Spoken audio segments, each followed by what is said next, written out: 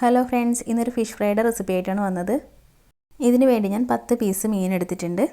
നിങ്ങൾക്കിത് ഏത് മീൻ ഉപയോഗിച്ചിട്ടും ചെയ്തെടുക്കാവുന്നതേ ഉള്ളൂ.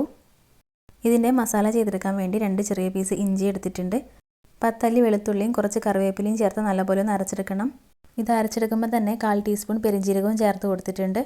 ഞാനിവിടെ നല്ലപോലെ ഒന്ന് അരച്ചെടുത്തിട്ടുണ്ട്. പിന്നെ ഇതിലേക്ക് 2 ടേബിൾ സ്പൂൺ മുളക് പൊടി ചേർത്ത് കൊടുക്കുന്നുണ്ട്. 1/4 ടീസ്പൂൺ മഞ്ഞൾപ്പൊടിയും 1/2 ടീസ്പൂൺ കുരുമുളക് പൊടിയും ചേർത്ത് കൊടുത്തിട്ടുണ്ട്. പിന്നെ ഇതിലേക്ക് ആവശ്യത്തിന് ഉപ്പും 1 ടേബിൾ സ്പൂൺ വെളിച്ചെണ്ണയും 3 ടേബിൾ സ്പൂൺ വെള്ളവും ചേർത്ത് കൊടുത്തിട്ടുണ്ട്. പിന്നെ 1 ടീസ്പൂൺ ചെറുനാരങ്ങ നീര് ചേർത്ത് കൊടുക്കുന്നുണ്ട്. ശേഷം ഇതൊക്കെ നല്ലപോലെ ഒന്ന് മിക്സ് ചെയ്തെടുക്കണം. ഞാനിവിടെ നല്ലപോലെ ഒന്ന് മിക്സ് ചെയ്തെടുത്തിട്ടുണ്ട്. ഇനി ഈ മസാലയൊക്കെ മീനിലേക്ക് നല്ലപോലെ ഒന്ന് പുരട്ടി കൊടുക്കണം.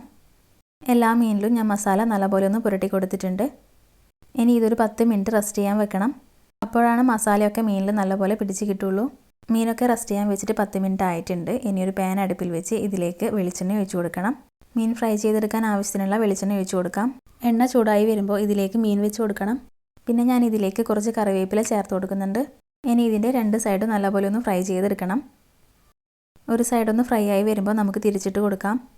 ഇവിടെ 2 സൈഡും ഒന്ന് ഫ്രൈ ആയി വന്നിട്ടുണ്ട്. ഇനി ഇത് മാറ്റി വെച്ച് കൊടുക്കാം. പിന്നെ ബാക്കി വന്ന മസാല നമ്മൾ ഫ്രൈ ചെയ്ത് വെച്ച എണ്ണയിലേക്ക് ഇട്ട് കൊടുത്തിട്ട് ഒന്ന് വഴറ്റിയെടുക്കണം. അധിക സമയമൊന്നും വഴറ്റിയെടുക്കേണ്ട ആവശ്യമില്ല. പിന്നെ ഇതിൽ അധികം എണ്ണയുണ്ടെങ്കിൽ കുറച്ച് മാറ്റിയതിന് ശേഷം വേണം മസാല ഇട്ട് കൊടുക്കാൻ.